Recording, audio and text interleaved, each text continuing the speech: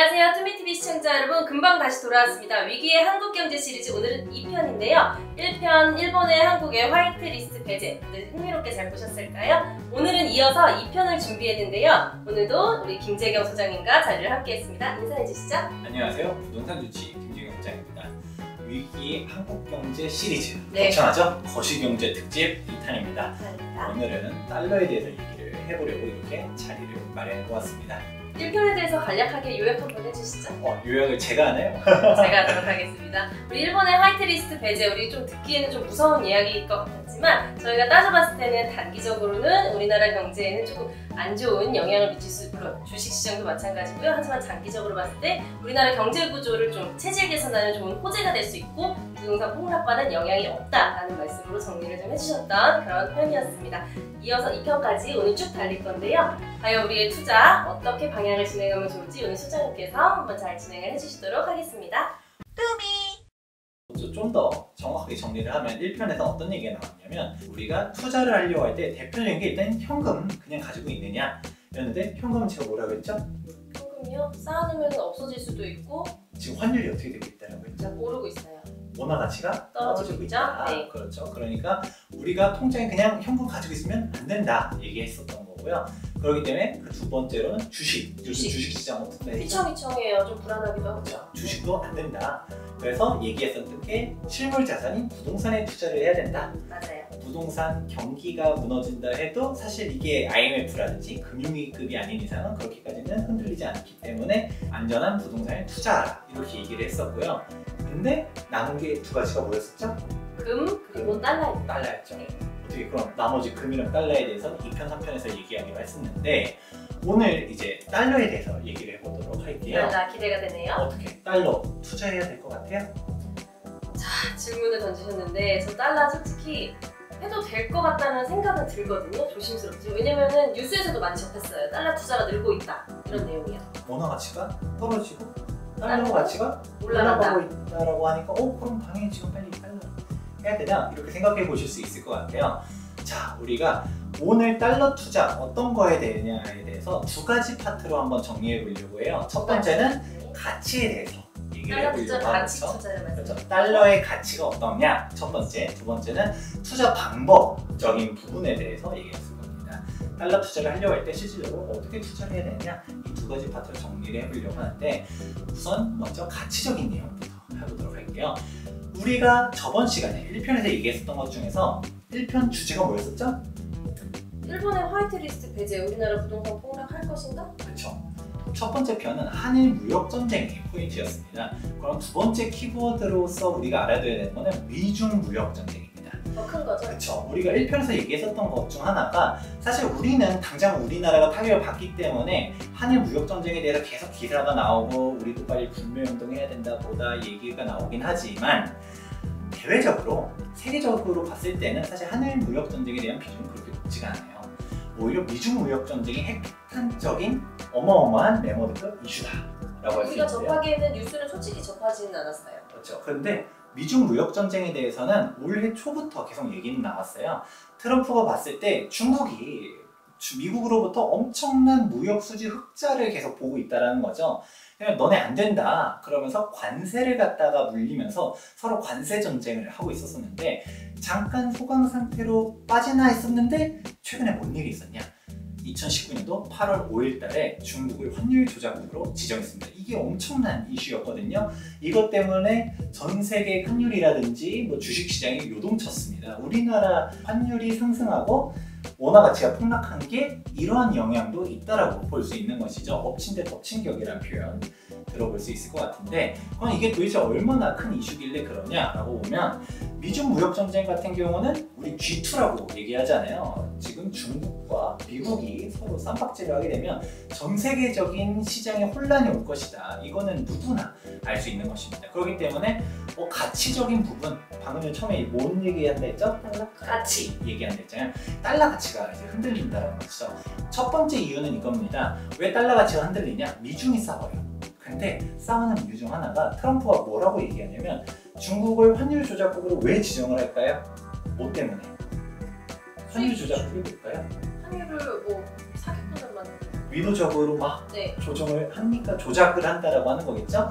그러면 우리가 수출 주도의 경제다. 그러면 환율이 높은 게 좋을까요? 낮은 게 좋을까요? 우린 높은 게 좋죠? 그렇죠. 높은 게, 즉 위안화 가치가 낮은 게 수출을 함에 있어서 훨씬 더 유리하기 때문에 위안화 가치를 인위적으로 낮추는 겁니다. 강제로 조정해서 하락시킨다는 말이죠. 그렇기 때문에 수출이 좀 더 유리하게 가는 건데 트럼프도 그런 거를 공격을 하는 거예요. 왜? 달러 가치가 상대적으로 너무 강세인 거죠. 그러니까 미국 소비자 입장에는 중국 제품 사는 게 워낙 싸고 중국 소비자 입장에서는 미국 제품 사는 게 워낙 비싸니까 미국 수입을 안 하고 이러니까 이거는 잘못됐다라고 얘기를 하는 거예요. 트럼프가 대내적으로는 또 얘기하는 것 중 하나가 제롬 파월 FRB 연준 의장한테 우리 금리 낮춰야 된다. 경기 부양하기 위해서 달러 가치 낮추라 이런 얘기를 계속적으로 하고 있어요. 그러니까 달러는 그대로인데 인위적으로 위안화 가치를 낮추니까 상대적으로는 달러 가치가 높아 보이는 거예요. 그러면 너네 그렇게 나간다? 그럼 우리도 달러 가치 낮출 거야. 이게 미중 무역 전쟁의 핵심 중 하나라는 거예요.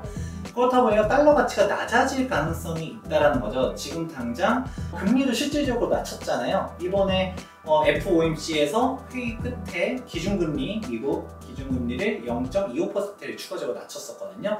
이런 식으로 이게 촉발됐는데 앞으로도 또 될 가능성이 있다. 미중 무역 전쟁이 격화될수록 달러의 가치가 리스크가 높아진다는 거죠. 가장 근본적으로 달러를 더 찍어내든 뭘 하든 달러 기준금리를 낮추든 이런 식으로 갔다가 달러의 가치가 낮아질 수도 있고 또 다른 것 중 하나는 미중이 막 하도 싸우면서 미국 경기가 혹시라도 서로 침체되는 그런 상황이 되게 되면 또 다른 요인으로 인해서 달러 가치가 떨어질 수 있다. 이런 부분들이 나타난다는 것이죠. 그런데 이렇게 얘기하고 보니까 막상 원화 가치가 사실 더 떨어졌기 때문에 원달러 환율만 보시면 안 돼요. 그리고 우리 원달러 환율을 보게 되니까 달러 가치가 올라가는 것 같은 느낌도 있고 원화 가치는 더 떨어졌으니까. 근데 정확하게 보려면 N달러 환율을 봐야 돼요. N과 달러의 그렇죠. N달러 N화요? 여기서 N화가 왜 나오지? 외국 사람들이 봤을 때는 달러가 오히려 또 리스크가 있다는 거죠. 제가 앞서 말한 그런 요인들로 인해서 달러를 가지고 있는 것 자체가 리스크예요. 그러니까 달러를 가지고 있기보다는 어떻게 할까라고 보니까 오히려 일본 엔화가 더 안전자산으로 보고서 N달러 환율을 보면 엔화 가치가 올라가고 있다. 이거를 알 수가 있어요. 그렇게 보면 우리는 결과론적으로 왜 외화가 왜 나왔냐? 원화 가치가 자꾸 떨어지고 있으니까 외화를 투자할까 하면서 대표적인 게 기축통화인 달러를 얘기한 거잖아요. 근데 막상 달러를 투자하려고 보니까 달러도 좀 위험한 것 같아. 가치가 떨어지는 것 같다는 말. 그렇죠. 오히려 외국 사람들은 엔화로 가고 있다는 것을 얘기했었어요. N달러 환율을 통해서. 그러면 물어볼게요. 어떻게 영유 시장님? 네. 지금 원화 가치 떨어져요. 근데 달러는 또 불안해. 엔화로 투자하시겠어요? 엔화가 좀 안정적인 것 같다는 생각은 들지만 마음적으로는 솔직히 못하겠어요. 지금 불매운동도 하고 있는데 어떻게 우리나라 돈을 써서 엔화를 사드리겠어요? 왜요? 그럴 수도 있죠. 친일파 있었던 것처럼 이거 뭐 국가가 망하든 말든 내 할 거 아니고 나의 안전자산을 내 위하여 재산을 지키기 위해서 안전자산인 엔화로 가겠다. 그렇게 할 수도 있는 거 아니에요? 그런 사람들 있을 수도 있겠네요. 있을 수도 있고. 그런데 쉽게 우리가 저는 못해요. 내 재산 막 한 5억이다 10억이다 엔화로 싹 바꾼다. 아니요, 나 안 할래요. 네, 못하겠습니다. 자, 쉽지 않다라는 걸 알 수가 있습니다. 자, 우리가 또 이걸 통해서 알 수가 있는 게 금리 결정 구조라든지 환율이 우리가 말하는 것처럼 간단하게 되지 않는다라는 거예요. 사실 우리가 유튜브들 보다 보면 좀 말도 안 되는 거 있어요. 환율이 오른다 떨어진다의 개념도 모르는 데들도 있거든요. 우리가 환율이 올라간다라는 게 원화 가치 어떻게 된다 했죠? 떨어진다. 근데 이걸 반대로 얘기하는 사람들도 있고요. 그렇게 기본적인 환율에 대한 개념도 없는 사람들, 그리고 이런 얘기 들어보신 적 있을 거예요. 평가 절상, 평가 절하. 들어는 봤어요. 원화 가치 절상, 원화 가치 절하. 이런 얘기 들어본 적 있나요? 그쵸? 네. 이거 틀린 표현입니다. 틀린 표현. 그래요? 근데 어떻게 우리 때 들어볼 수 있지? 멍청한 사람들이 이제 그런 얘기, 경제도 모르는 사람들이 어서 주워들은 게 있어서 뭔가 좀 고급진 표현 같다라고 하면서 쓰는데, 만약에 유튜브라든지 누가 경제 전문가라고 하면서 평가 절상, 환율이 어떻게 됐다 하면서 원화 가치 절하 이런 표현을 쓴다라고 하면 믿고 걸으시면 됩니다. 우리 주치님이 한번 그럼 시청자님들한테 믿거라고 고급지게 한번 얘기해 주세요. 이게 평가 절상 절하라는 단어가 있긴 해요. 근데 이게 어떨 때 썼냐라고 하면 우리가 고정금리 제도일 때, 변동금리가 아니라 국가에서 환율을 고시하던 때, 그때는 절상절하라는 표현을 쓰는 거예요. 변동금리 체제에서는 절상절하가 아니라 인상인하, 그리고 원화 가치가 상승했다 하락했다 표현이 맞습니다. 그렇기 때문에 이런 거에 대해서 잘못 표현하는 사람들도 많아요. 이렇게 우리가 보다 보면 경제에 대한 기본적인 내용도 모르는 사람들이 뭐 우리가 국제 정세가 어떠니, 뭐 그런 환율이 어떠니 이런 얘기를 하는데, 이런 거 남들이 그냥 믿고 하시면 됩니다. 믿고 걸러보겠습니다. 그렇게 하시면 되고, 또 다른 것 중 하나가, 우리가 좀 들어본 것 중 하나가 미국이 기준금리 올릴 때 우리나라보다 금리가 더 높아지면 막 원화 다 미국으로 다 빠져나간다 이런 얘기 들어보신 적 있죠? 그쵸, 들어봤죠? 이것도 실질적으로 미국이 우리나라 기준금리가 역전된 지가 꽤 됐었어요. 근데 우리나라 금리 막 다 미국으로 빠져나가고 그랬나요? 모르겠어요, 솔직히. 뭐 관심이 없으셨군요. 네, 실은 잘 모르겠어요. 관심이 없으실 수도 있습니다. 네. 근데 안 빠져나갔어요. 환율은 되게 안정적이었어요. 근래 환율이 요동친 거는 일본 화이트리스트도 영향이 있을 수는 있지만, 사실 그거보다 더 큰 건 미중 무역 전쟁이 더 컸었던 거고요. 지금 신흥국들 전체적으로 막 환율이 요동치고 있습니다. 우리가 말하는 것 중에서 어디 뭐 표현을 이렇게 하더라고요. 지금 미국이 기준금리가 더 높아지면 안 된다라고 얘기하면서 뭐 그러면서 뭐 원화 다 빠져나간다 얘기했던 이유 중 하나가 이렇게 표현해요. 미국을 기축통화잖아요. 네. 미국 달러가. 그러니까 1금융권 금리가 2금융권, 수협, 뭐 제2농협 이런 데보다 저축은행. 그렇죠. 국민은행 금리가 더 높다. 그러면 어떻게 할 거예요? 당연히 1금융권을 가요. 그렇죠. 네. 더 안전자산인데 금리도 더 준대. 당연히 가잖아요. 그렇게 표현을 하면서 한국의 기준금리가 더 낮은데 미국 기준금리가 더 높다. 그러면 당연히 한국에 있는 분들이 다 미국으로 갈 거다라고 얘기했었어요. 근데 네. 안 그랬다는 얘기했잖아요. 일본 사례를 보면 정확하게 나와요. 왜 그러냐? 걔네들은 달러를 몰빵하는 것 자체가, 방송에 몰빵이라는 표현이 맞을지 모르겠지만, 이렇게 다 포트폴리오라고 하죠. 그거를 갖다가 다 미국 달러로만 하는 게 리스크예요. 네. 트럼프가 어떻게 될지 모르겠다라는 거죠. 미중 무역 전쟁도 그렇고. 그렇기 때문에 분산 차원에서 원화를 가지고 있는 건데, 원화의 펀더멘탈 이력적인 거 봤을 때 원화를 가지고 있는 게 차라리 안전하다 보면서 가지고 있는 거예요. 원화의 기준금리가 더 낮더라도. 그렇게 역으로 생각하면 일본 엔화 같은 경우는 정책금리가 제로 금리 얘기 들어봤죠. 제로 금리에서 오히려 마이너스 금리로 사상 처음으로 간 데가 일본이에요. 그렇게 따지면 마이너스 금리인데 뭐하러 엔화를 가요? 상식과는 좀 반대되잖아요. 그럼에도 불구하고 이렇게 움직이는 게 현재의 상황이다. 그런데 이런 것들을 잘 모르면서 막 어떻게 된다, 뭐 단순하게 1금융권이다 2금융권 이런 식으로 얘기하는 거는 틀렸다 라고 할 수 있습니다. 이런 얘기를 왜 하느냐, 사실 우리가 생각하는 것처럼 1 더하기 1은 2다 이런 식으로 단순하게 가지 않는다라는 게 외환 시장이라는 것이에요. 이런 것들을 통해서 우리가 단순하게 어떻게 될 거다, 저렇게 될 거다 이게 단언하는 것 자체가 좀 빙산의 일각을 가지고서 단언을 하는 게 아닌가. 외환은 어렵다라고 정리해 볼 수 있을 것 같습니다. 알겠습니다. 어쨌든 이 달러가 가치가 좀 움직일 수 있는 변동의 폭이 또 크고 위험하고 좀 어렵다 이런 말씀을 또 해주신 것 같아요. 그리고 아까 처음에 서두에서 이제 두 번째 말씀하실 게 있다고 했잖아요. 투자 방법. 이것도 궁금하거든요. 솔직히 달러 투자 은행에서 번호표 뽑고 가가지고 바꾸고 이러면 나한테 내 손에 달러 주어지고 끝. 네. 아닌가요? 일반적인 사람들은 외화 투자라고 하면 어떻게 할까라고 하면 우리가 뭐 여행 가듯이 국민은행 가서 가가지고 저 지금 100만 원을 달러로 바꿔주세요 해가지고 바꿔서 여행 가고 이런 걸로 생각하시는데 그런 거 아닙니다.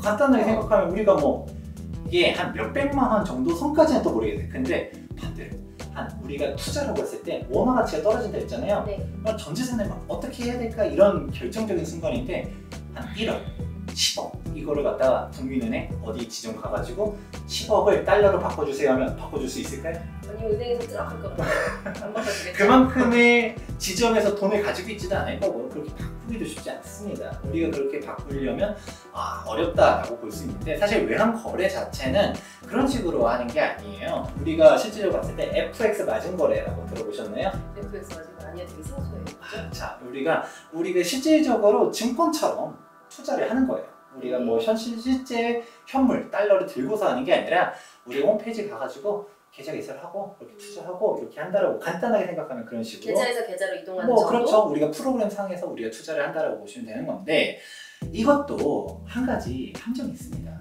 뭐냐? 우리가 당장 원화를 달러로 바꾼다 창구에서 그러면 뭐가 나오냐? 스프레드라고 들어보셨나요? 그건 또 뭐죠?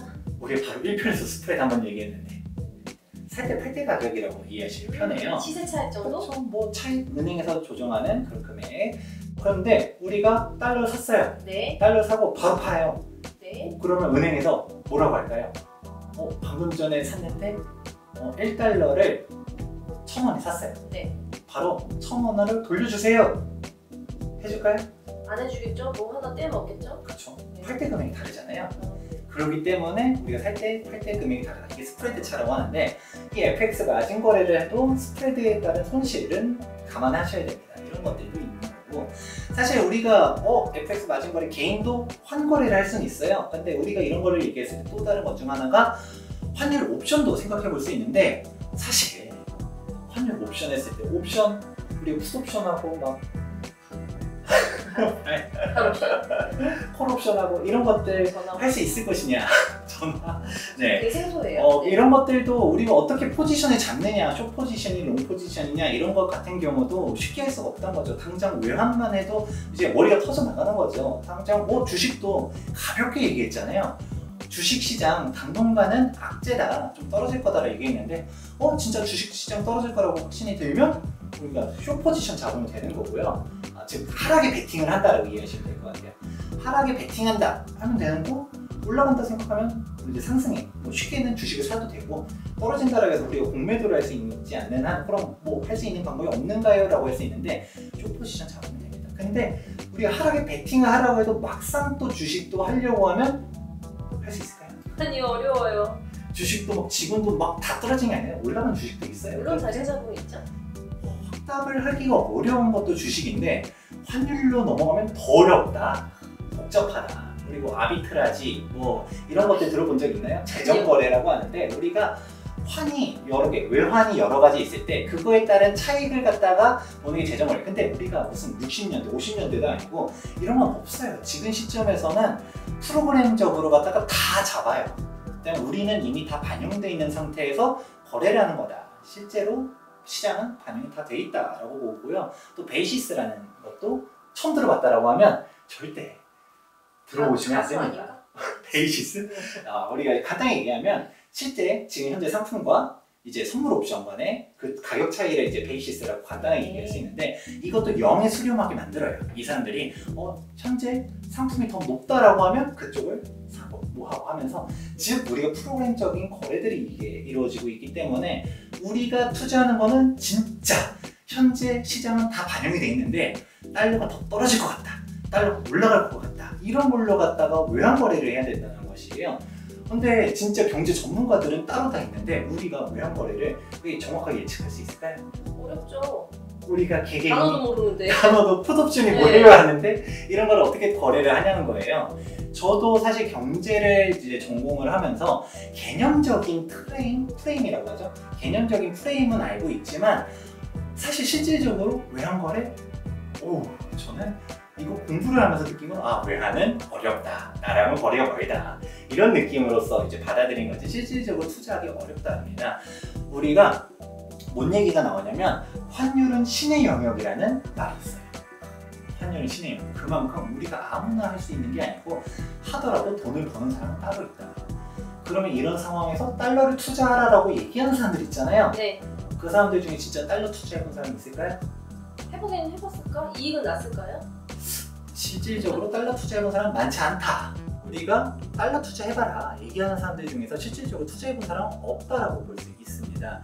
우리가 봤을 때 그냥 놀러 가면서 환전 좀 해가지고 가지고 있다가 돈 올랐다 달러 올랐다 떨어졌다 이 얘기 말고요. 실제로 우리 외국 간 선물 거래라든지 FX 마진 거래라든지 이렇게 달러를 실제로 내 돈 가지고서 1억 이상 투자해봤다? 수익을 받는지 안 받는지를 떠나서 그렇게 투자로 돼봤으면 인정이라도 해드립니다. 근데 그렇게까지 개개인이 해본 사람 거의 없다라고 볼 수 있고요. 지금 요즘 유튜브라든지 봤을 때 90% 정도는 제가 봤을 때는 본인의 외환의 환자도 모르면서 그냥 원화가치 떨어지니까 달러가 좋을 것 같다라고 떠드는 사람들이 또 많다라고 보고 있습니다. 우리 중요한 거는 환전 말고 투자 해본 사람 정확하게 찾아보면서 얘기를 하는 건지 한번 좀 따져볼 필요성이 있다라고 보고 있습니다. 물론 진짜 외환 트레이너 이런 사람들 같은 경우는 해봤겠죠. 근데 지금 얘기하는 사람, 특히 유튜브에서 떠드는 사람들 중에서 달러 사라는 사람들 중에서 내 돈 1억 달러로 투자해서 실제 투자해봤으면 그래도 인정을 해드릴게요. 실제 이익을 받냐 못 받냐를 떠나서 투자해봤으면 인정해드릴게요. 근데 해본 사람은 없다 로 생각합니다. 그만큼 외환 투자는 정말 어렵다라고 이해하시면 될 것 같습니다. 그런데 지금 달러를 산다? 엔화를 산다? 함부로 얘기할 수 있는 영역이 아니라는 거예요. 그런데 뭐 남들은 원화가치 떨어지니까 외화로 가야 된다. 이렇게 막 단언하듯이 얘기하면 틀렸다라고 정리할 수 있을 것 같아요. 지금 미중 무역 전쟁이 지금 총알 없이 지금 소리 소문 없이 전쟁을 뜨겁게 벌이고 있는데 이 와중에서 달러가 또 그렇게 매력적인 투자처도 아니다. 그리고 어렵고 우리 같은 일반 TV 시청자 여러분들도 접하기 어렵다. 그래서 안전한 자산 우리 열심히 번 돈 지키려면 또 어떻게 해야 될지 제 생각에는 지금 또 금값 요새 또 얘기 많이 나오고 있거든요. 이것도 괜찮지 않을까 또 생각이 들어요.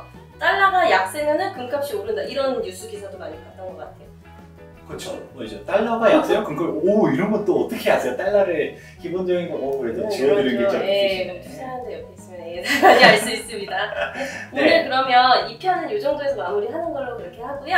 3편에서는 더 이어져서 달러 대신에 금 한번 또 이야기 나눠보도록 하겠습니다. 그렇죠. 이 편에서 결론은 달러 투자 어렵다. 외환거래. 정확히 말하면 달러라기보다는 외환거래 우리가 건드리기 어렵다. 그럼 남은 게 뭐냐 했을 때 저번 시간에 결국 부동산 얘기했었잖아요. 그 다음에 나머지 2개 세모 쳐준 게 있었어요. 달러, 외환, 그리고 또 하나가 금인데 금은 그래도 실물자산 아니냐. 오히려 금이 더 눈에 보이니까 안정성도 있고 좋을 것 같다는 생각도 잠깐 들거든요. 자, 여러분의 금에 대한 환상을 3편에서 깨드리도록 하겠습니다. 2편은 여기까지 마무리하고요. 3편에서 찾아뵙도록 하겠습니다. 지금까지 친절한 오영미 실장과 김재경 수장이었습니다. 감사합니다.